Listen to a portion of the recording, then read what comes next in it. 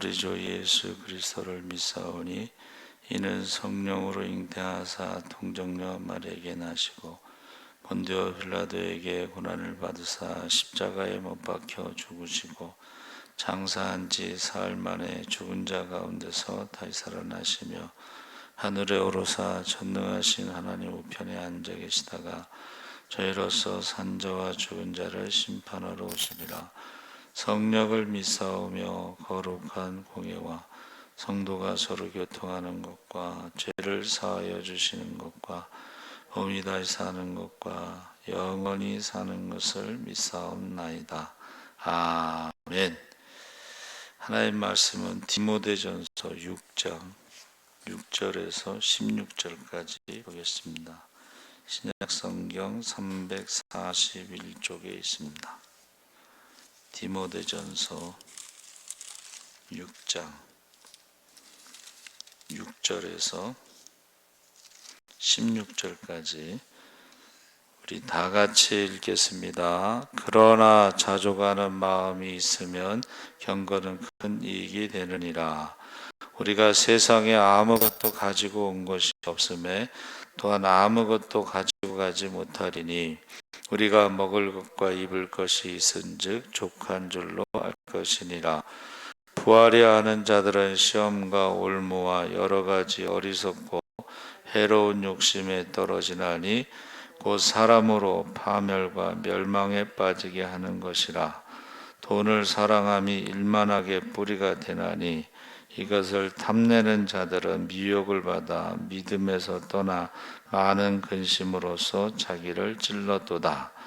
오직 너 하나님의 사람아, 이것들을 피하고 의와 경건과 믿음과 사랑과 인내와 온유를 따르며 믿음의 선한 싸움을 싸우라.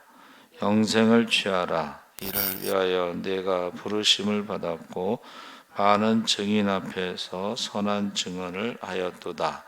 만물을 살게 하신 하나님 앞과 본디오 빌라도를 향하여 선한 증언을 하신 그리스도 예수 앞에서 내가 너를 명하노니 우리 주 예수 그리스도께서 나타나실 때까지 흠도 없고 책망받을 것도 없이 이 명령을 지키라. 기약이 이르면 하나님이 그의 나타나심을 보이시리니 하나님은 복되시고 유일하신 주권자이시며 만왕의 왕이시며 만주의 주시오. 오직 그에게만 죽지 아니함이 있고 가까이 가지 못할 빛에 거하시고 어떠한 사람도 보지 못하였고 또 볼 수 없는 이시니 그에게는 존귀와 영원한 권능을 돌릴지어다. 아멘. 할렐루야. 잘하셨습니다. 감사합니다. 오늘 말씀의 제목을 하나님의 사람으로 정했습니다. 믿음의 아들이고 동역자였던 디모데에게 하나님의 사람이라고 불렀습니다. 불이 켜야 될 것 같은데. 그 하나님의 사람으로 최초에 불렸던 사람은 모세죠. 신명기 33장 1절에 보면. 그래서 사무엘 역시 하나님의 사람이라는 호칭으로 불렀습니다. 사무엘상 9장 6절에 또 엘리야 선지자와 그의 후계자 엘리사도 하나님의 사람이라고 했고, 또 하나님의 사람은 이것은 아무에게나 붙일 수 없는 지극히 고귀한 호칭임을 알 수 있는데, 이것을 이제 디모데에게 하나님의 사람이라고 부르습니다. 그래서 이 그리스도인들에게도 하나님의 자녀, 하나님의 사람, 믿는 자에게, 영접하는 자에게 하나님의 자녀라고 했는데, 이것은 굉장히 존귀한 것으로, 땅에 있는 성도는 존귀한 자로 나의 모든 즐거움이 그에게 있도다. 그래서 베드로전서 2장 9절에도 오직 너희는 택하신 족속이요 왕같은 제사장들이요 거룩한 나라요 그의 소유된 백성이다. 그러니까 이것은 내가 누구인가를 정체성을 정확하게 알 때에 내가 무엇을 하고 어떻게 살아갈 것인가를 정할 수가 있습니다. 그래서 우리가 하나님을 경외하는 모든 사람들에게도, 성도들도 하나님의 사람이다.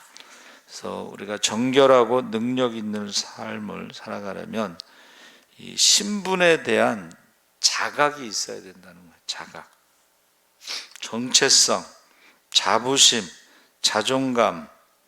그래서 우리나라의 그 나라의 국격이라고 그래서 그 전에 선교사들이 나가잖아요. 그럼 코리아가 어디 있는지 몰랐어요. 근데 언제 알게 됐냐면 88 올림픽 때, 올림픽의 나라. 그래서 뭐 다른 걸 떠나서 선교사들에게는 이런 올림픽이라든가 월드컵이라든가 이런 것들이 선교사들에게는 굉장히 도움을 줍니다. 이번에도 손흥민 선수가 그 득점왕이 됐죠. 근데 이제 공동으로 득점왕이 됐는데 골든 부츠인가 뭐 그거를 받았잖아요. 근데 어떻게 평가하냐면 손흥민은 똑같은 득점왕이라도 페널티킥으로 득점왕이 된 게 없다. 그러니까 손흥민은 페널티킥을 넣어서 득점왕이 안 되고 이쪽 사람은 페널티킥을 포함해서 득점왕이다. 그래서 비교를 한 거죠. 그러니까 이게 영국에 있는 사람들이 우리나라 동포들이 인터뷰를 했는데 영국에 살지만은 코리아가 어디 있는지 모른다는 거예요. 근데 손흥민 때문에 드디어 코리아가 어디라는 걸 알고, 우리나라가 올림픽 또 뭐 월드컵, 세계 육상대, 동계, 하계 뭐 올림픽에서 6번째로 모든 국제적인 대회를 여는 나라에 들어가요. 저는 아까 말씀드린 것처럼 선교사들에게는 이거 대단한 거예요. 똑같은 선교를 해도 손흥민의 나라, 또 뭐 방탄소년단, 바이든 대통령과 인터뷰했죠. 그래서 이 신분이라고 하는 것, 나라의 국격이라고 하는 것은, 그래서 처음에 88 올림픽 때는 이게 정치적으로 좀 이용하는 게 아닌가 하고 비판도 했는데 어마어마한 돈을 쏟아 부은 거죠. 근데 어떤 분이 그러더라고. 우리 대한민국 국민 한 사람 한 사람의 어떤 자부심을 돈으로 계산하면 몇십 원밖에 안, 1인당 몇십 원 뭐 이렇게밖에 안 된다고 그렇게 계산했어요. 그래서 이 신분에 대한 자각이 그만큼 중요합니다. 그래서 하나님의 사람으로 우리가 무엇을 행해야 될 것인가, 여기서 첫 번째는 피해야 될 것을 말하고 있어요. 하나님의 사람은 이런 것은 피해야 된다. 그게 뭐냐면 디모데전서 6장 3절 5절에 누구든지 다른 교훈을 하며 바른 말 곧 우리 주 예수 그리스도의 말씀과 경건에 관한 교훈에 창념치 아니하면, 우리가 예수 믿으면서 예수님에게 창념치 아니하면, 이 창념이라는 말이 강하고 담대하다는 말과 같은 말이에요. 하나님 말씀을 주야로 묵상하면서 거기 딱 붙어 있는 것을 말하는 거예요. 말씀에 붙어 있고 예수에게 붙어 있고, 창념치 아니하면 저는 교만하여 아무것도 알지 못하고 변론과 언쟁을 좋아하는 자니 이로써 투기와 분쟁과 해방과 악한 생각이 나며. 우리가 예수 믿으면서 예수님 외에 다른 것들을 말할 필요가 없는 거예요, 사실은. 그렇죠? 그런데 오늘날 많은 사람들이 예수님에 대해서 말하지 않고 다른 것에 대해서 자꾸 얘기하는 거예요. 그래서 거기 마음이 부패하여지고 진리를 잃어버려 경건을 이익의 재료로 생각하는 자들의 다툼이 일어나느니라. 다른 교훈, 우리 주 예수 그리스도의 말씀에 어긋나는 가르침을 말하는데, 죄인이 구원받는 길은 오직 예수 그리스도를 믿는 길밖에 없는데 다른 교훈은 예수 믿는 것만으로 구원받을 수 없으므로 여기에다가 인간의 공로를 보태야 한다고 말하는 것입니다. 예를 들면 뭐 안식일을 지켜야 구원받는다, 음식을 가려 먹어야 구원받는다, 율법을 지켜야 구원받는다, 이런 것들이 다른 교훈이에요. 그래서 우리가 성경의 66권 외에 가감하는 것들이 다른 교훈이에요. 가감하는 것들, 예수 외에 다른 것을 구원의 조건으로 가감하는 것들이 다른 교훈인데, 대표적으로 천주교는 죽으면요 바로 천국에 들어가는 거 아니고 연옥에서 정화의 과정을 거쳐야 된다고 가르칩니다. 이건 무슨 말이냐면 죽기 전에 회개하지 못한 사람들이 천국에 바로 못 간다는 거예요. 연옥에 머물러 있는데, 이 연옥에 있는 사람들을 위해서 어떻게 해요? 죽은 사람을 위해서 기도하고, 죽은 사람을 위해서 예배 드려주고, 죽은 사람의 이름으로 자선도 하고, 죽은 사람의 이름으로 헌금도 하고, 그래서 연옥에 있는 사람들을 천국으로 올라갈 수 있도록 해야 된다. 중세 1000년 동안 가장 큰 발명품은 연옥이라는 교리로 죽은 사람을 위해서 헌금을 하게 만드는 거예요. 그게 이제 하이라이트가 이제 베드로 성당을 짓는 면죄부입니다. 연옥에 있는 가족을 위해서 면죄부를 사야지 죽은 가족이 천국에 간다는 거예요. 그래서 이런 가르침이 바로 다른 교훈으로서 예수 그리스도의 속죄의 공로를 깎아내리는 죄를 짓는 것이다 그랬어요.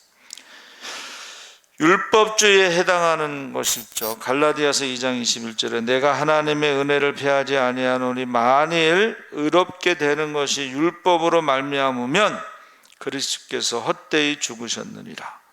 율법으로 구원받을 수 있으면 뭐하러 하나님의 아들이 십자가에서 화목제물로 죽냐, 그 말이에요. 율법으로는 죄에 대해서 깨닫게 하는 것이고 하나님의 은혜가 필요하다는 것을 깨닫게 하시는 거예요. 근데 이 율법을 내가 다 지켰다고 거짓말하는 거죠. 사람들에게 보이는 것은 다 지켰는데 다 지킬 수가 없다는 거예요, 율법은. 그래서 거짓말하는 거예요. 외식하는 거예요. 그래서 이 율법을 다 지킬 수가 없다. 우리와 우리 조상이 능히 매지 못한 율법의 무거운 멍에를 왜 안디옥에 있는 이방인 새신자들에게 지우느냐. 율법을 지켜야 구원받고 할례를 해야 구원받고, 우리와 우리 조상도 다 지키지 못했는데, 그렇게 베드로가 말한 거죠. 그 다음에는 종교다원주의라는 다른 교훈이 있는데, 왜 예수님만 믿어야 구원을 받는다고 하느냐, 너무 독선적이지 않느냐, 구원의 길은 다양하다, 모든 종교에 다 구원이 있다, 이게 종교다원주의라는 것입니다. 그래서 여러분 보면은 성탄절에 축성탄하고 절에다가 현수막 걸어놓죠. 그래갖고 스님이 가서 예배 드리는데, 스님 올라오셔서 축사 한번 하시죠. 그러면 제가 본 거 이거는 그 스님이 올라가가지고 예수님은 가난한 자들을 위해서 오셨습니다.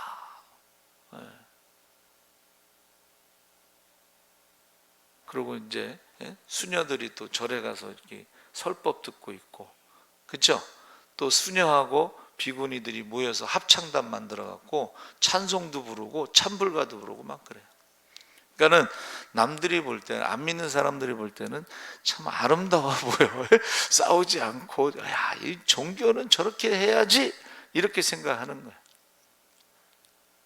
근데 이게 이제 기독교인들 중에서도, 목사들 중에서도 그런 생각을 갖고 있는 사람들이 있는데, 저희 때는 감신대 학장 변선한 교수님이, 여러분 그 변선한 교수님이 외국에 나갔는데 신학이라고 하지 않습니다. 요새 종교학, 불교를 전공했어. 불교에도 그 나름대로 구원관이 있다는 거지. 모든 종교라는 건 뭐예요? 내세관이 있어야 종교인데, 모든 종교에 내세관이 있어요. 근데 불교의 내세관은 뭐예요? 부모에게 불효한 자녀들은요, 지장경에 보면 무서운 지옥에 떨어져요. 근데 그거는 인간의 힘으로는 어떻게 해요? 윤회 몇 겁의 시간이 지나서 윤회를 해서 남자로 태어나야 돼요. 그 다음에 스님이 돼야 되고 그 다음에 해탈을 해야 되는데 몇 겁의 시간이라는 게 비단으로 바위를 쓸어서 없어지는 시간이에요. 그 말은 뭐예요? 불가능하다 이 말입니다. 예. 그래서 우리가 예수를 믿어야만 되느냐 그러면 이상한 사람으로 이제 보기 시작한 거야. 너무 독선적이다. 그러면서 산에 올라가는 길은 여러 개다 이렇게 얘기하는데, 제가 늘 말씀드리죠. 아버지는 한 명이라고. 기독교는 아버지가 한 명, 창조주도 한 명, 중보자도 한 명, 성령도 한 분. 할렐루야. 그런데 그 사람들은 등산 올라가는 거에 비유해서 길은 여러 개지만 거기서 만나는데 모든 종교의 목적은 평화다. 손에 손잡고 하고 에큐메니컬 운동, 종교 연합 운동을 하는데, 그것을 어떤 사람은 이렇게 비유했어요. 바다에 빠졌어. 손에 손잡고 같이 죽는 거지. 바다에 빠져서 손에 손잡고 있다 그래서 저절로 구원받는 게 아니에요. 구조선이 와가지고 그들을 구원할 수 있는 거지, 거기서 손에 손잡고 있다 그래서 구원받는 게 아니라는 거예요. 평화롭게 지낸다 구원받는 게 아닙니다. 그래서 지금요, 전에 코로나 시작됐을 때 교회가 미안합니다. 교회가 코로나 퍼뜨렸어요? 근데 교회가 미안합니다 이렇게 현수막을 걸었어요. 너무 화가 나더라고. 우리 친구도 그렇게 걸었어. 그 다음부터 그 친구를 안 보는데 생각이 없어요. 그렇게 하면 안 돼요. 교회가 뭘 잘못했다. 그래서 다른 교훈에서 종교다운주의는 다른 종교도 구원이 있다고 가르치는 건데, 하나님이 세상을 이처럼 사랑하사 독생자를 주셨으니 이는 저를 믿는 자마다 멸망치 않고 영생을 얻게 하려 하심이라 그랬습니다. 그러니까 다른 이로서는 구원받을 만한 이름이 없나니, 얻을 수 없나니 천하 인간의 구원을 얻을 만한 다른 이름을 우리에게 주신 일이 없다. 예수께서 가라사대 내가 길이요 진리요 생명이니 나로 말미암지 않고는 아버지께로 올 자가 없느니라. 여러분, 제가 전에 그 예화 들은 게 너무 저는 가슴에 와닿아. 밀림에 가이드가 가는데 이만한 칼을 꺼내가지고 착착 치면서 가. 그러니까 뒤따라오는 사람이 불안하잖아. 아니, 길이 없습니까? 그랬더니 정글에 무슨 길이 있습니까? 내가 가는 것이 길입니다. 하나님 나라에 가는 길은 예수님이 가시는 그 길밖에 없다는 거예요. 길이 없어. 우리가 구원받을 만한 길이 없어요. 예수님이 길이고 예수님이 진리고 예수님이 생명이 되시는 거야. 근데 딴소리 하는 사람들이 있잖아. 자기가 길이고 자기가 진리고 자기가 생명이라고. 이단들이 다 그렇게 얘기합니다. 근데 다른 이로서는 구원을 얻을 수 없나니 천하 인간의 구원을 얻을 만한 다른 이름을 우리에게 주신 일이 없다. 그래서 구원은 오직 예수 그리스도 한 분밖에 없습니다. 갈라디아서 1장 8절 9절에 하늘로부터 온 천사라도 우리가 너에게 전한 복음에 다른 복음을 전하면 저주를 받을지어다. 우리가 전에 말하였거니와 내가 지금 다시 말하노니 만일 누구든지 너희의 받은 것 외에 다른 복음을 전하면 저주를 받을지어다. 고린도후서 11장 4절에 누가 가서 우리의 전파하지 아니한 다른 예수를 전파하거나 너희의 받지 아니한 다른 영을 받게 하거나 너희의 받지 아니한 다른 복음을 받게 할 때에는 너희가 잘 용납하는구나. 그러니까 다른 예수, 다른 성령, 다른 복음을 전한 사람이 있다는 거예요. 그러니까 지금 우리가 예수, 여러분 신천지 앞에 그 인터뷰하는 거 보셨죠? 예수 장막 성정 교회 뭐 이렇게 돼 있잖아요. 예수라는 말 집어넣었잖아. 거기 예수하고 우리가 믿는 예수하고는 다른 거예요. 거기 예수는 이만희를 말하는 거예요. 다른 예수를 전하는, 다른 성령. 여러분, 이 성경에 나와 있는 이단들은 지금도 그 뿌리가 살아 있습니다. 그래서 잘 들어야 돼. 저게 지금 성경에서 말하는 예수님인지 예수 외에는 다른 구원받을 만한 이름이 없다고 했는데 다른 이름을 말하는 거예요. 그리고 그리스도인은 경건을 이익의 재료로 생각해서는 안 된다. 기독교 신앙에서요, 무속적인 기복신앙이 있어요. 열심히 신앙생활하는데 전부 이 땅에서의 축복만 바라는 거예요. 그게 무속신앙, 샤머니즘이라고 부르는 거예요. 우리나라에서 너무 축복하니까 외국에서 저거는 샤머니즘이다, 무속신앙이다, 이렇게 말하는 거예요. 그래서 우리가 그리스도인답게 사는 데는 관심이 없고 어찌하든지 복만 받으면 된다고 생각하고, 이런 사람은 성경의 그런 복을 바라는 게 아니라는 거예요. 또 우리가 빠지기 쉬운 함정이 있는데 사람들에게 칭찬받으려고 하는 그런 신앙생활을 하는 사람들이 있어요. 교회에서 헌신하고 봉사할 때도 언제나 하나님 중심으로 해야 되는데 주님 앞에 설 때에 우리가 칭찬받고 상급을 받아야 되는데 사람들에게 자꾸 뭔가 인정받기를 원하고 이 세상에 상 받기를 원하고, 그게 샤머니즘이라는 거죠. 그 다음에 하나님의 사람이 피해야 할 것이 있는데 돈을 사랑하는데, 여러분 부자가 되는 것이 죄가 아니고 올바른 방법으로 열심히 일해서 부하게 되는 것은 칭찬할 만한 거죠. 그런데 삶의 목적으로 삼으면 안 된다는 거예요.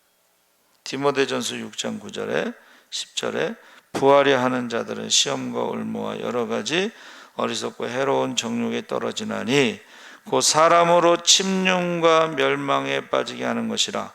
돈을 사랑함이 일만하게 뿌리가 되나니 이것을 사모하는 자들이 미혹을 받아 믿음에서 떠나 많은 근심으로써 자기를 찔렀도다. 그래서 돈이 인생의 목적이 되면 안 된다는 거예요. 돈이 주인이 되면 안 된다는 거예요. 그래서 주님께서 뭐라 그랬어요? 두 주인을 섬길 수 없다. 하나님과 재물을 겸하여 섬기지 못한다. 그렇게 말씀하셨죠. 그래서 마지막 때는 이 돈이, 물질이 신이 되는 시대가 온다 그랬어요. 뭐든지 돈으로 해결하려고 그래. 근데 그 구순의 집사님이 천국 지옥 간증 거 들어보셔요. 하루에도 얼마나 많은 사람들이, 부자들이 중환자실에서 죽고 위로 올라오는지 모른다. 돈이 없어서 죽는 게 아니잖아요. 돈이 있어도 돈으로 할 수 없는 사람들이 있잖아요. 그렇죠? 그러니까 돈이 인생의 목적이 되고 주인이 되고 하나님이 돼서는 안 된다. 자, 두 번째로는 하나님의 사람이 힘써 쫓아야 할 것들이 뭐예요? 의와 경건과 믿음과 사랑과 인내와 온유를 쫓으라. 의라는 것이 뭐냐? 그것은 일상생활 속에서 하나님께로부터 인정받는 것. 그래서 그 아브라함과 조카 롯이 소돔과 고모라 성에 이렇게 갈라지는 순간에 뭐예요? 이 조카는 육신의 눈으로 소돔과 고모라 성이 물이 많음으로 에덴 동산처럼 보인 거예요. 아브라함은 믿음의 눈으로 봤기 때문에 소돔과 고모라 성은 죄악의 성이죠. 그러니까 그곳을 선택하지 않은 거예요, 사실은. 근데 벌써 조카는 소돔과 고모라 성을 육신의 눈으로 선택한 거죠. 그래서 소돔과 고모라 성이 굉장히 발달된 성이죠. 도시예요, 도시. 근데 여러분, 도시가 발달하면 이제 뭐 도시 사람들이 얼마나 새벽부터 저녁까지 치열하게 살아요. 스트레스 많이 받고 그러면 뭔가 그 스트레스를 풀려고 즐거움을 찾는 거예요. 쾌락주의, 헤도니즘이라고 하는데, 그래서 결국은 쾌락은요, 만족함이 없다는 거예요. 더 크게 자극을 받아야 돼. 그래서 거기 한번 빠지면 나오지 못하는 거예요. 그게 이제 동성애니 이런 것이 나오는데, 이것은 하나님 보시기에 의롭지 않은 거예요. 그 죄악입니다. 그래서 결국은 하늘에서 불과 유황이 내려서 그 소돔과 고모라 성을 심판하시는데 겨우 이제 거기서 탈출하게 되죠. 아브라함이 중보기도 하고 천사가 가서 그냥 끌고 나왔죠. 그래서 이 경건을 쫓으라고 하는 것은 어떠한 상황에서든지 하나님을 의식하고 행하는 것을 경건이라고 하는 거예요. 우리가 코람데오라는 종교개혁자들이 하나님 앞에서, 그러니까 소돔과 고모라 성에 살더라도, 우리가 세상에서 살더라도 하나님 앞에서라고 하는 의식을 가지고 사는 게 경건이라는 것입니다. 그래서 예배 생활에 힘쓰는 것이 바로 경건 생활이다. 그러니까 하나님 중심으로 살아가는 거죠. 그리고 믿음을 쫓으라고 했는데, 믿음이라고 하는 것은 충성을 말하는 것. 페이스는 충성을 말하는 것입니다. 어떠한 환경에 있든지 변함없이 하나님을 의지하고 섬기는 것, 충성을 말하는 것입니다. 그래서 서로 국민이 정부를 믿지 못하고, 은행을 믿지 못하고, 국민 상호 간에 믿지 못하고 믿음의 부재의 시대에 우리가 살아가고 있는데, 그래도 안 믿는 사람들이 볼 때는 그래도 예수 믿는 사람들은 믿을 만하다, 뭐 이렇게 평가를 받아야 돼. 그렇죠? 그런데 요새 그렇지 못한 가짜가 너무 많아. 가짜가 너무 많아가지고 믿을 수가 없어. 믿으면 안 돼. 속으면 안 돼. 어젠가 그 사건에 개척교회 목사님이 빚을 졌는데 그걸 갚아주겠다고 누가 찾아왔어요. 근데 딱 신용을 이렇게 검색하더니 목사님 신용이 너무 낮아서 안 되겠는데요, 혹시 어머니 이름으로 신용 대출을 받을 수 있나 한번 보겠다 해서 사기치는 거예요. 갚아주겠다고 그러고 대출 받아서 튄 거지. 참, 개척교회 목사한테도 사기치는 사람들이 지금 나오는, 갚아준다니까는 얼마나 감사하겠어요. 그렇죠? 그래서 믿음이라고 하는 것은 하나님에 대한 충성이지 사람에 대한 충성이 아니에요. 우리가 잘못하다가는 아까 사람들에게 보이려고 하다 보면 믿음이 사람에 대한 충성으로 잘못될 수가 있습니다. 또 사랑을 쫓으라 했을 때에 이것은 진실한 아가페의 사랑을 말하는데, 이게 요즘에는 그 사랑도 불순물이 섞여서 오염된 사랑이 많다. 요새 뭐 사건 사고가 너무 많아서 그 보셨죠? 가평 계곡에 남편 죽인 그 여자, 결혼을 3번인가 4번인가 뭐 하고 다 죽이려고 했던 거예요. 보험금 받아서 챙기려고. 그게요, 얼마 한참 전 얘기인데 일본에서 결혼을 5번 한 여자가 있는데 다 남편들을 죽였어. 보험금 타먹었어. 그러다 걸렸어요. 어떻게 이런 일이, 그랬는데 우리나라에서 이제 그런 일이 일어나요. 사랑도 오염됐어요. 불순물이 섞였어요. 그래서 우리가 사랑은 아가페의 사랑을 말하는데, 여기서 왜 형제의 허물이 보이는가? 자기 눈에 티는 안 보이고 왜 형제의 허물만 보이는가? 자기 눈에 저기 들보는 보이지 않고 형제의 티는 보이는가? 왜 그러지? 사랑이 없기 때문에 그렇다. 왜냐하면 사랑은 허다한 허물을 덮어주기 때문에 그렇다. 그리고 자기 눈에 들보를 보지 못하잖아요. 다른 사람들은 다 보고 있는데 자기만 못 보는 거야. 자기만. 그러니까 우리가 사랑을 쫓으라고 하는 것은 오염되지 않은 그 사랑을 말하는 것입니다. 먼저 사랑을 베푸는 것을 말하고 있습니다. 인내를 쫓으라 했을 때에 이 인내는 마지못해 참아내는 것이 아니라 이 인내라는 것은 운동선수가 훈련을 받듯이 자발적인 자세로 어려움을 이겨내는 것이다. 우리가 무엇을 하더라도 참지 않으면, 이 훈련받지 않으면 나중에 더 큰 대가를 치르게 되죠. 그래서 그 전에 이제 콩나물국 끓일 때도 자꾸 물 열면 어떻게 돼? 비린내가 난다고 그러더라고. 근데 모르는 사람은 자꾸 열어보죠. 아는 사람은 열어보지 않죠. 여기서 인내라는 것은 훈련을 말하는 거예요. 훈련. 자, 우리가 예수를 믿을 때에 정말 힘든 일들이 얼마나 많아요. 그렇죠? 근데 첫 번째도 참는 것이고, 두 번째도 참는 것이고, 세 번째도 참는 것이다. 인내라는 건 훈련을 말하는 것입니다. 그래서 이 운동선수들이 어떻게 해요? 태능선수촌에 가면은 그 지옥 훈련이라고 그래요. 우리나라가 그 양궁에서 금메달 따는 게 우연이 아닙니다. 어느 정도 하냐면 외국에서 시합을 하잖아요. 그러면 그 시합장과 똑같은 환경을 만들어 놓고 가요. 그 중에서 외국 사람들이 막 방해하느라고 나팔 불고 막 시끄럽게 하잖아요. 그거랑 똑같이 해. 야, 얼마나 우리나라가 무서운지요. 비가 오잖아요.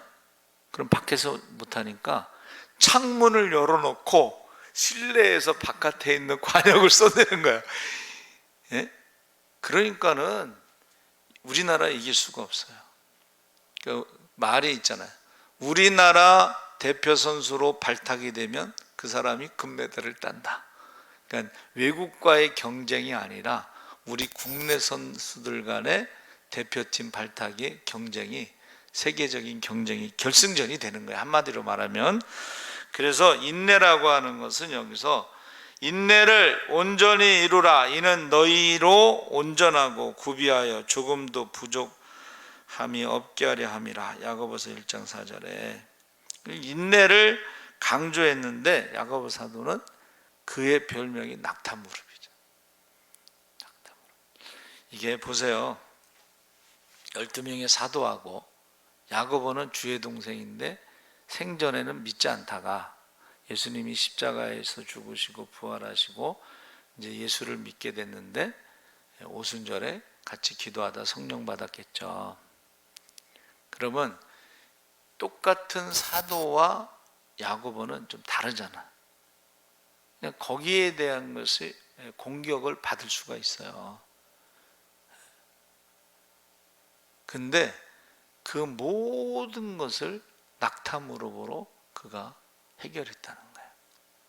모든 것을 낙타무릎으로. 온유를 쫓으라 했을 때 이 온유는 부드럽다, 친절하다 뭐 이런 뜻도 있지만 상대방을 존중하다, 허물을 용납하는 것을 말하는 것입니다. 그래서 예수님께서 뭐라고 말씀하셨어요? 나는 마음이 온유하고 겸손하니 나의 멍에를 메고 내게 배우라. 그러면 너희 마음이 쉼을 얻으리니 온유한 자는 복이 있나니 저희가 땅을 기업으로 받을 것이며. 그래서 이 온유하다는 것은 예수님을 닮아가는 거예요. 그래서 온유와 겸손을 합치면 그게 십자가에 죽기까지 순종하는 모습입니다. 예수님을 닮아가야 되는데 예수님을 닮지 않은 사람들이 있어요. 신앙생활하면서. 그거는 온유와 겸손하신 십자가에 죽기까지 순종하시는 주님을 닮아야 되는 것이죠. 세 번째로는 하나님의 사람은 믿음의 선한 싸움을 싸워야 한다. 우리가 읽은 말씀에 또 히브리서 12장 1절에 이러므로 우리에게 구름같이 둘러싼 허다한 증인들이 있으니 모든 무거운 것과 얽매이기 쉬운 죄를 벗어버리고 인내로써 우리 앞에 당한 경주를 경주하며. 그러니까 우리가 선한 싸움에 대해서 운동 경기하는 사람들, 달리기를 말하는 것 같은데, 여러분 달리기 하는 선수들이 무거운 짐 지고 뛰는 거 봤어요? 다 벗어 가장 가벼운 자세로, 그렇죠? 특히 마라톤 같은 경우는, 인생의 마라톤, 신앙의 마라톤은 가장 가벼운 옷을 입고 뛰어야 돼. 그리고 마라톤 선수가 이제 인터뷰를 했어. 뭐라 그랬냐면 이번이 마지막이다 하고 뛴대. 이번이 마지막이야. 그러니까 최선을 다하고 마지막 젖먹던 힘까지 다해서 쓰러지더라도 이번이 마지막이야. 원래 마라톤의 그 유래가 뭐예요? 전쟁에서 이겼다는 소식을 전하기 위해서 42.195를 뛰어와서 우리가 이겼습니다! 그러고 죽은 거예요. 그 기쁜 소식을 전하고 죽었어. 그래서 그것을 기념하는 게 마라톤이잖아요. 그렇죠? 예? 그러니까 우리가 히딩크 감독을 굉장히 좋아하는 이유가 1% 힘도 남기지 말고 다 쏟아붓고 경기가 끝난 다음에는 그냥 그라운드에서 그냥 누워버려라.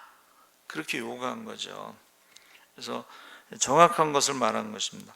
그래서 우리가 선한 싸움은 하여튼간 다 내려놔야 돼. 우리가 신앙생활하고 믿음 생활할 때는 얼매이기 쉬운데도 내려놓고 무거운 짐도 내려놓고 수고하고 무거운 짐도 다 내려놔야지 우리가 달릴 수 있지. 그거 다 무거운 짐 지고 얼매이기 쉬운 죄를 지고 어떻게 신앙생활을 어떻게 뛰겠어요? 다 내려놔야지 뛰지. 근데 많은 사람들이 그걸 못한다는 것을 지금 말하고 있는 것입니다. 그래서 경기에 우승하려면 끝까지 최선을 다해야 돼. 중간에 포기하면 아무것도 남는 게 없습니다. 훈련할 때도요, 이게 여러분 올림픽이 몇 년마다 열려요? 4년마다 열려요. 4년 동안 훈련하는 거야. 그 며칠 동안을 위해서 4년 동안 훈련하는 거야. 자, 4년 동안 훈련하는 게 그게 바로 운동선수의 어떤 각오죠. 그러니까 변함없는 자세로 계속 우리가 싸워야 되는데 훈련을 게을리해서는 우리가 승리를 기대할 수가 없습니다. 그래서 운동선수들에게 꼭 필요한 게 뭐냐면 절제. 하고 싶은 거 안 하는 게 절제. 그렇죠? 술, 담배 안 하잖아. 운동선수들. 우리가 신학대학 다닐 때요, 교수님들이나 목사님들이 와서 설교할 때 꼭 그 얘기해. 야! 육사생도 담배 안 펴? 육사생도 담배 안 펴. 술 먹지 않아. 그런데 영혼을 담당하고 영적인 싸움을 하는데 어떻게 신학생들이 술, 담배를 먹겠냐? 그러면서 설교를 하셔요. 그래서 술, 담배 먹으면 잘려요. 그러니까 저와 여러분이 신앙생활하는데 맨 마지막에 성령의 열매가 뭐예요? 절제예요, 절제. 하고 싶은 거 안 하는 거 집중하는 거예요. 그 디모데에게 창념하라 그랬죠. 창념. 예수에게 창념하지 않으면 엉뚱한 짓 하고 다른 짓 한다는 것입니다. 그래서 성경은 성도들을 일컬어서 경기자도 말하지만 예수의 좋은 군사, 내가 그리스도 예수의 좋은 군사로 나와 함께 고난을 받을지니 군사로 다니는 자는 자기 생활에 얽매이는 자가 하나도 없나니 이런 군사로 모집한 자를 기쁘게 하려 함이라. 전쟁에 나간 군인이 딴 생각하지 않아요. 전쟁에만 거기 집중하지. 그래서 우리 후배 하나를 이제 목사님이 찬양 인도하는 전도사를 한번 구해봐라 그래서 추천을 받았는데 얘가 주일날 시골 가서 말도 안 하고 저 왜 갔냐 그랬더니 이모가 아파서 갔대. 이모가 아픈데 왜 네가 가냐? 자기 형은 직업군인이라 갈 수 없고 자기는 전도사라 갔다는 거야.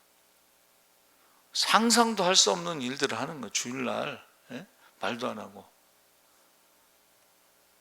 그러니까 자기 형은 직업군인이라고 생각하고 자기는 뭐 신학생이라고 생각하는지. 신학생도 그렇지. 전도사로 임명받았으면 주일날 어디를 가. 생각이 잘못된 거예요. 그래서 우리가 군사라는 것이 실제로 전쟁에 나가서 싸우는 사람을 말하는데 거기서 명령을 불복종하면 그 자리에서 사형을 시킬 수가 있죠. 그래서 우리의 씨름은 혈과 육에 대한 것이 아니고 정사와 권세와 이 어두움의 세상 주관자들과 하늘에 있는 악의 영들에게 대함이라. 이게 마귀가요 우리보다 강합니다, 여러분. 우리보다 지혜로워요. 근데 우리가 우리 나름대로 우리의 힘으로 싸워서 절대 이길 수가 없어요. 예수님을 따라가야지 이길 수가 있지. 사도 바울처럼 자기는 날마다 죽고 자기를 날마다 차서 복종시키고 예수님 말씀처럼 날마다 자기를 부인하고 십자가를 주님을 따라야지 이길 수가 있는 것이지, 자기 나름대로 싸워서 이기려고 하는 것은 그건 착각입니다. 그래서 이 세상에서도 상 받잖아요, 그렇죠? 근데 이제 바울은 뭐라 그랬어요? 이 세상에서 받는 상은 썩어질 면류관이다. 그렇지. 그때 당시는 어떻게 했어요? 월계수 입으로 해서 준 거예요. 월계수 입이라는 게 조금 있으면 썩잖아요. 근데 우리가 받는 면류관은 썩지 않는 면류관이야. 할렐루야. 네? 그러면 썩을 면류관을 위해서도 얼마나 그 사람들이 노력을 하냐 이거예요. 썩을 면류관을 위해서라도 노력을 하는데, 우리는 영원히 썩지 않는 면류관을 위해서 어떻게 해야 되겠냐. 그게 사도 바울이 말하는 거예요. 세상 사람들도 열심히 하는데 우리는 더 열심히 해야 되지 않겠느냐, 그런 말입니다. 네 번째로, 하나님의 사람은 예수 그리스도의 강림을 고대하면서 살아야 된다. 우리 주 예수 그리스도 나타나실 때까지 점도 없고 책망받을 것도 없이 이 명령을 지키라. 기약이 이르면 하나님이 그의 나타나심을 보이시리니. 그래서 이것은 재림에 대한 이야기인데, 여러분 마태복음 24장을요 소묵시록, 작은 계시록이라고 부르는 거예요. 마지막 때에 징조가 나오고 있죠. 말세의 징조가. 그래서 마지막 때의 징조 중에 가장 큰 게 거짓 그리스도들과 거짓 선지자들이 일어나 큰 표적과 기사를 보이어 할 수만 있으면 택하신 자들도 미혹하게 하리라. 그러니까 지금 우리나라처럼 이단들이 많은 나라도 없어요. 하나님이 한 30명 되고 예수님이 한 50명 되고 성령님이 한 70명 된다 그러는데, 이게 예수님이 오실 날이 가까웠다는 징조 중에 하나예요. 많은 사람들이 거기에 빠져가지고 미혹하는 영이 만만치 않습니다. 광명의 천사, 빛의 옷을 입고 다가오는, 그 사람들의 전략이 뭐냐면 힘들고 어려운 사람을 접근해요. 물질적으로도 도와줄 뿐만이 아니라 정신적으로도 굉장히 위로해줘요. 그러면 거기에 안 넘어갈 사람이 거의 없어요. 굉장히 지혜로운 거예요. 악한 일에도. 우리들도 전도 대상자를 어떻게 해야 돼요? 정말 힘들고 어려운 사람들을 가서 복음을 전하는 거죠. 말과 혀로만 하지 말고 행함과 진실함으로 살아가는 거예요. 저는 종교인들의 수다에서 원불교, 그 사람이 왜 원불교 원감이 됐나? 자기가 너무 어려웠을 때 원불교에서 도와줬는데 자기도 그렇게 남을 도와주면서 살고 싶다 그래서 원불교 원감이 됐대. 그때 목사님이 가서 좀 도와줬으면 어때? 그럼 그 사람 목사가 됐을 거 아니야. 그러니까 우리가 교회가요 부지런히 이웃들을 살펴서 이단들이 가기 전에 우리가 먼저 가고, 다른 종교에서 먼저 가기 전에 우리가 먼저 가고. 근데 지금 우리가 지금 이단들의 열심을 따라가지 못해. 제가 전도 나가면 비가 오나 눈이 오나 여호와의 증인들이 비가 오면은 저 처마 밑에 참새들처럼 쭉 앉아 있잖아. 그리고 사거리에 나가면 모든 이단들이 다 나와 있어. 근데 교회만 안 나와 있어. 속상할 때가 있어. 우리가요 열심을 그들보다 더 열심을 내라. 안 그래요? 그 사람들이, 여러분 안 믿는 사람들이 거기에 갈 때 뭐 알고 가요?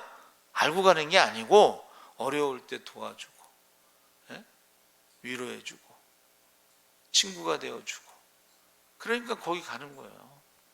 알고 가는 게 아니야. 알고 가는 게 아니야.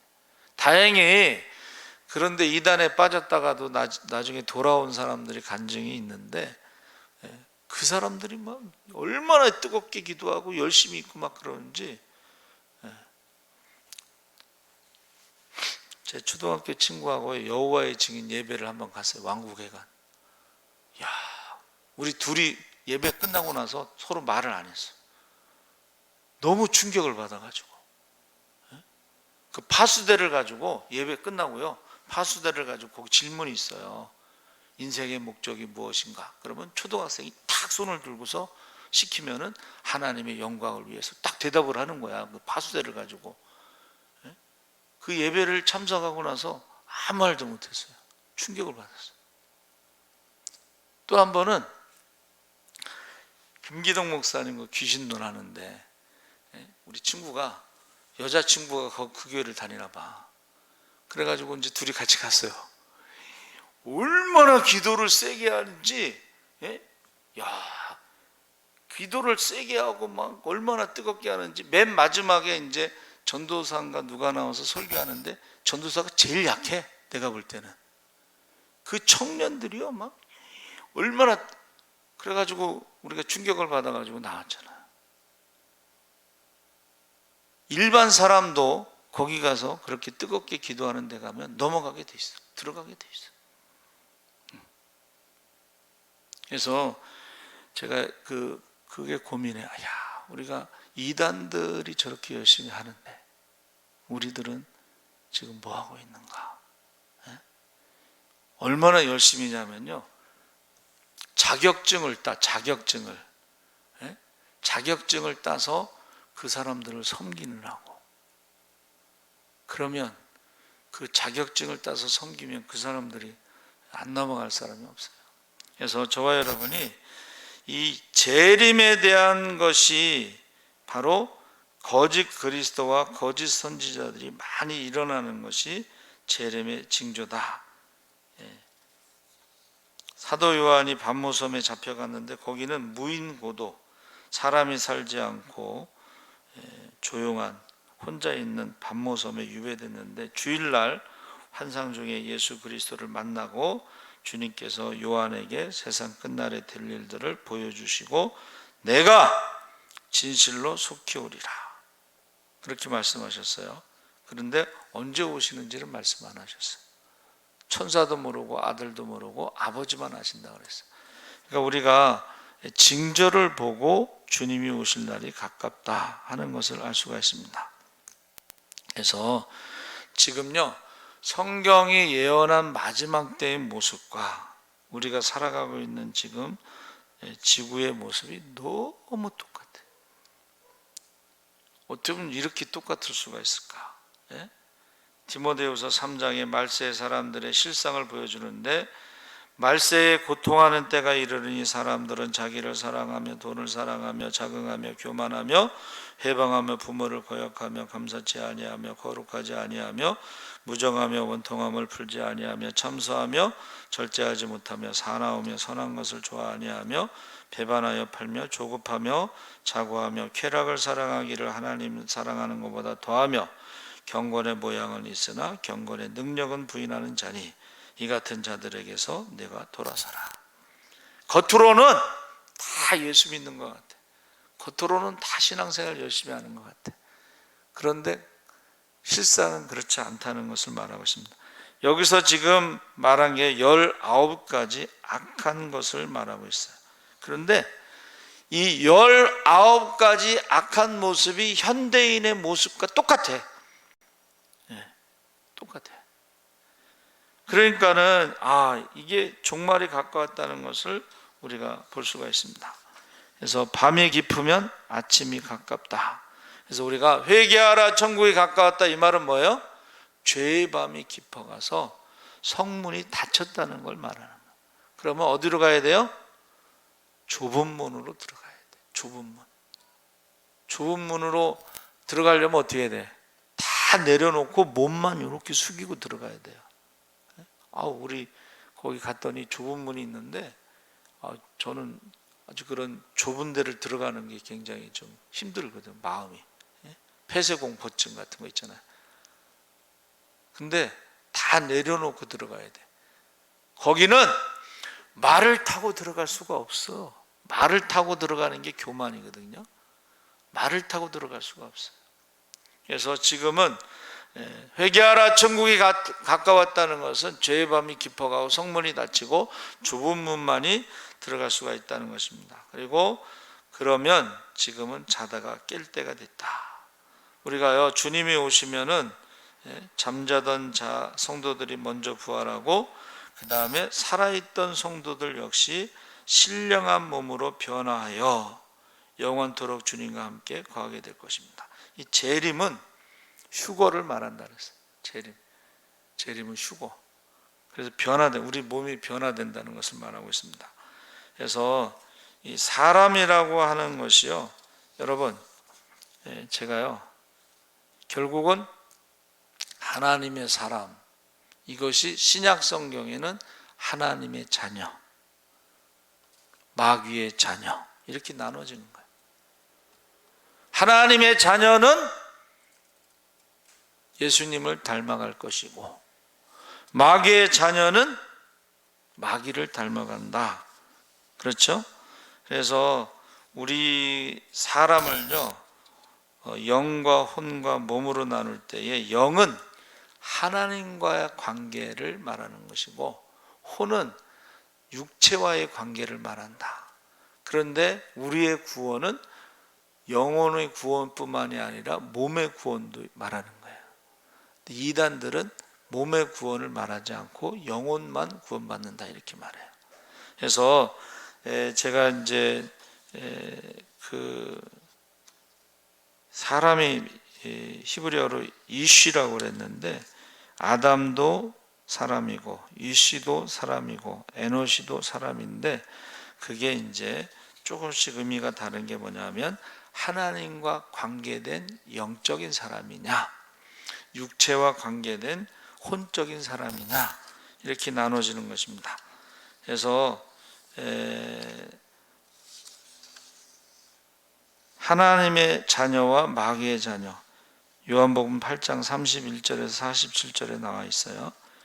그래서 하나님의 자녀는 31절에서 40절까지 나오는데 내 말에 거해야 내 제자가 된다. 거한다는 게 뭐냐면 예수님과 연합한 관계를 설명하는 것입니다.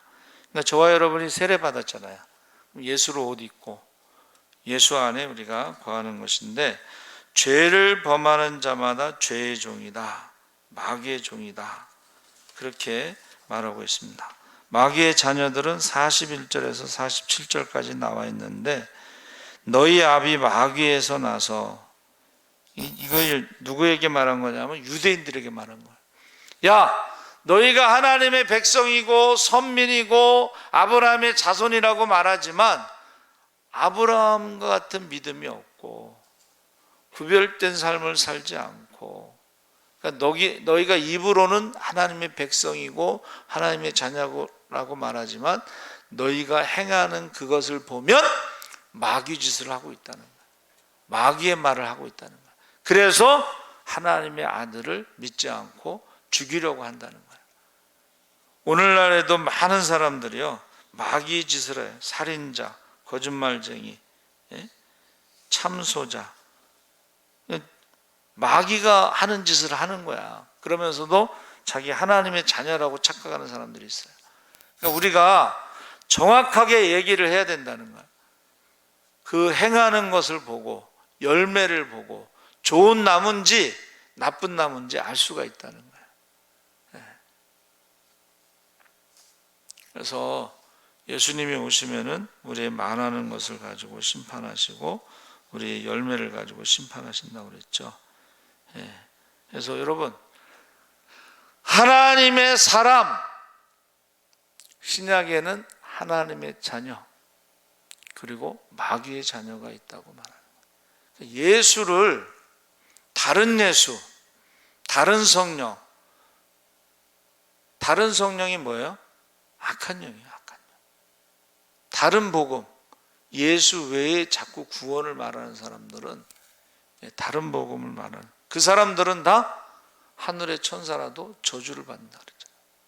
그러니까 저와 여러분이 지금은 하나님 앞에 가서 섰을 때에 그것을 생각하지 않고 그냥 자기 소견에 오른 대로 신앙생활 하는 사람들이 너무 많아요. 예수님에 대해서, 예수님의 은혜에 대해서, 십자가의 은혜에 대해서, 성령에 대해서 상관없이 신앙생활 하는 사람이 너무 많아요. 그래서 예수님이 인자가 다시 올 때 믿는 자를 보겠느냐, 그렇게 말씀하신 거예요. 사실요, 우리나라를 딱 떠나는 순간에 십자가를 보기가 힘들고 교회를 보기가 힘들어요. 믿는 사람이 많지 않습니다. 우리나라는 많이 믿는 것 같은데 가짜가 너무 많아. 체험이 없어. 체험이 없어. 그래서 말하는 것을 들어보면, 삶의 모습을 보면 가짜가 너무 많아. 그래서 저와 여러분이 하나님의 사람이라고 하는 이 정체성, 디모데에게 왜 하나님의 사람이라고 불렀냐면 목회가 너무 힘드니까. 목회가 너무 힘드니까. 젊은 사람이, 여러분, 바울이 하던 교회를 디모데가 목회를 한다고 생각해 보세요. 얼마나 힘들겠어요. 안 그래요? 그러니까는 바울이 디모데에게 너는 하나님의 사람이야, 정체성을 분명히 알려주는 거예요. 그렇지 않으면 목회할 수가 없어요. 목회 못합니다. 얼마나 많은 사람들이 힘들게 하겠어요. 그렇죠? 그러니까 저와 여러분도 하나님의 사람이다, 하나님의 자녀다 하는 이 정체성이 분명해야 돼요. 그렇지 않으면 우리가 이길 수가 없어요. 마귀가요, 뭘 무서워하겠어요? 그 하나님의 자녀라고 하는, 하나님의 사람이라고 하는 정체성이 흔들릴 때는 마귀가 우리를 공격하는 거예요. 그래서 이 저녁에 꼭 내가 누구인가, 지금 예수를 닮아가고 있는가, 그래서 꼭 확인하고 가족 구원을 위해서, 자녀들의 구원을 위해서 기도해야 됩니다. 살아계신 하나님 아버지, 감사합니다. 이제 우리가 하나님의 사람이라고 한 것은 우리의 정체성을 가지고 우리가 말씀대로, 주님 뜻대로 살아가는 것입니다. 자녀의 권세를 가지고 살아가게 하시고, 세상을 이기는 믿음으로 살아가게 하시고, 하나님이 우리를 사랑하심으로 넉넉히 이기게 하여 주시옵소서. 감사하며 예수님의 이름으로 기도합나이다. 아멘. 하늘에 계신 우리 아버지여, 이름이 거룩히 여김을 받으시오며 나라의 임하옵시며 뜻이 하늘에서 이룬 것 같이 땅에서도 이루어지이다. 오늘날 우리에게 일용할 양식을 주옵시고, 우리가 우리에게 죄